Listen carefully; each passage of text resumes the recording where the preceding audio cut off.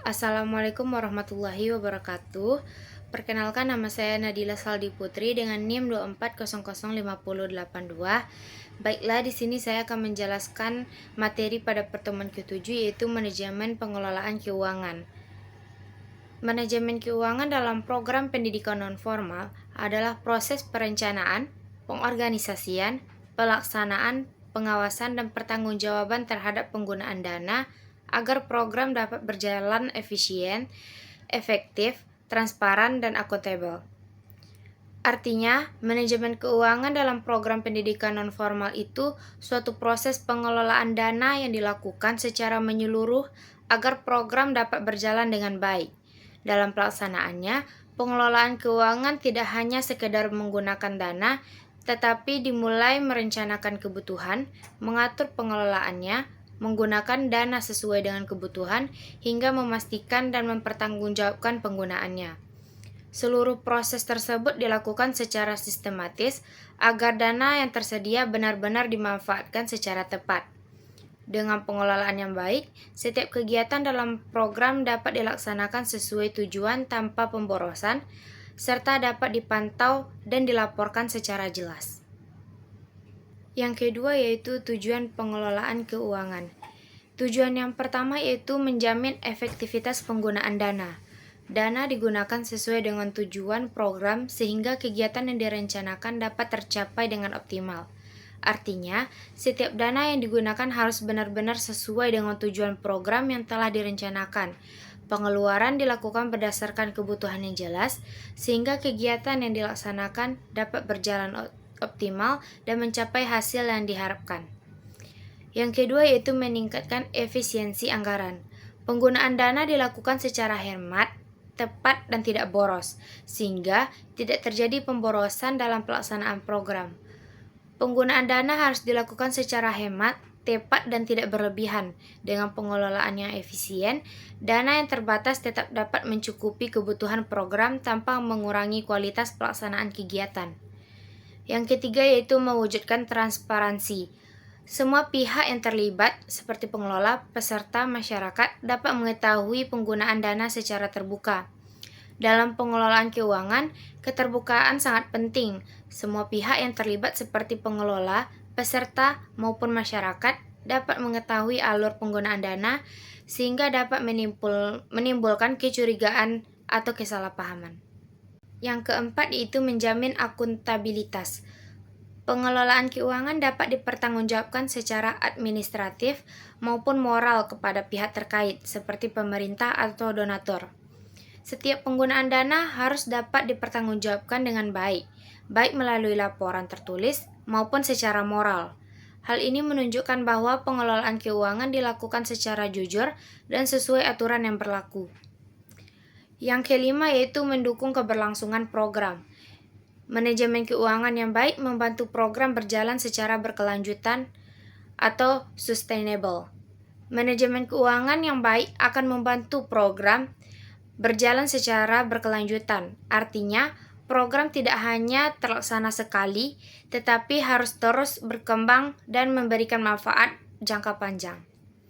Yang keenam yaitu menghindari penyalahgunaan dana. Dengan sistem pengelolaan yang baik, risiko penyelewengan dana dapat diminimalisir.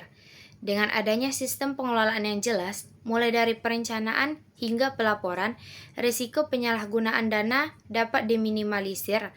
Hal ini penting untuk menjaga kepercayaan dan keberhasilan program. Yang ketiga yaitu prosedur pengelolaan keuangan. Yang pertama, perencanaan anggaran, yaitu menentukan kebutuhan dana dan menyusun RAB agar penggunaan dana lebih terarah dan sesuai dengan tujuan program.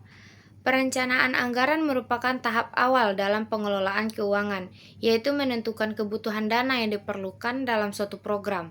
Pada tahap ini, disusun rencana anggaran biaya atau RAB agar setiap pengeluaran sudah direncanakan dengan jelas. Dengan adanya perencanaan yang baik, penggunaan dana menjadi lebih terarah dan sesuai dengan tujuan program. Yang kedua yaitu pengorganisasian keuangan, yaitu menetapkan petugas seperti bendahara dalam membagi tugas agar pengelolaan keuangan tertib dan jelas. Pengorganisasian keuangan ini dilakukan dengan menetapkan siapa saja yang akan bertanggung jawab dalam pengelolaan dana, seperti bendahara. Selain itu, dilakukan juga pembagian tugas agar setiap orang yang memiliki peran yang jelas.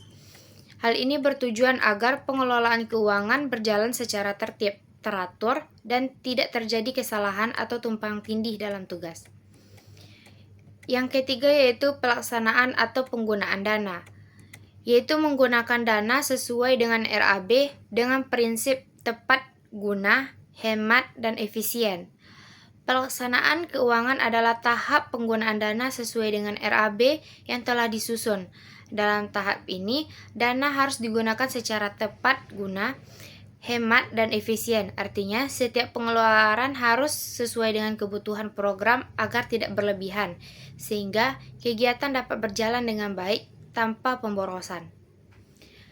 Yang keempat yaitu pencatatan keuangan, yaitu mencatat semua pemasukan dan pengeluaran secara rapi menggunakan buku kas dan buku transaksi. Pencatatan keuangan dilakukan dengan mencatat seluruh pemasukan dan pengeluaran dana secara rapi dan sistematis. Pencatatan ini biasanya menggunakan buku kas serta dilengkapi dengan bukti transaksi seperti nota atau kwitansi. Dengan pencatatan yang baik, kondisi keuangan program dapat diketahui dengan jelas dan memudahkan dalam proses pemeriksaan. Yang kelima yaitu pengawasan, yaitu mengontrol penggunaan dana agar tidak terjadi penyimpangan dan sesuai dengan rencana. Pengawasan merupakan kegiatan mengontrol penggunaan dana agar tetap sesuai dengan rencana yang telah ditetapkan. Melalui pengawasan, pengelola dapat memastikan tidak terjadi penyimpangan atau kesalahan dalam penggunaan dana, sehingga keuangan tetap terkelola dengan baik dan tertib. Selanjutnya yaitu pelaporan, yaitu menyusun laporan keuangan sebagai bentuk pertanggungjawaban dan transparansi.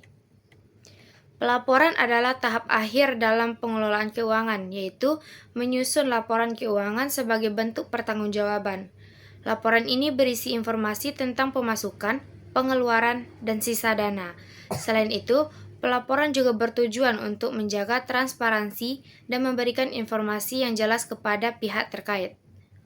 Baiklah, di sini saya dapat menyimpulkan bahwa manajemen keuangan dalam program pendidikan non-formal merupakan proses penting yang meliputi perencanaan, pelaksanaan, pengawasan, hingga pelaporan dana. Pengelolaan yang baik akan memastikan penggunaan dana berjalan efektif, efisien, transparan, dan akuntabel, sehingga program dapat terlaksana dengan lancar dan mencapai tujuan yang diharapkan serta berkelanjutan. Manajemen keuangan yang baik akan memastikan bahwa dana yang digunakan secara efektif, efisien, transparan, dan akuntabel, serta mampu mencegah terjadinya penyimpangan. Dengan pengelolaan yang optimal, program PNF dapat berjalan dengan lancar, mencapai tujuan yang telah ditetapkan, dan memiliki keberlanjutan di masa depan. Baiklah, sekian materi yang dapat saya jelaskan. Assalamualaikum warahmatullahi wabarakatuh.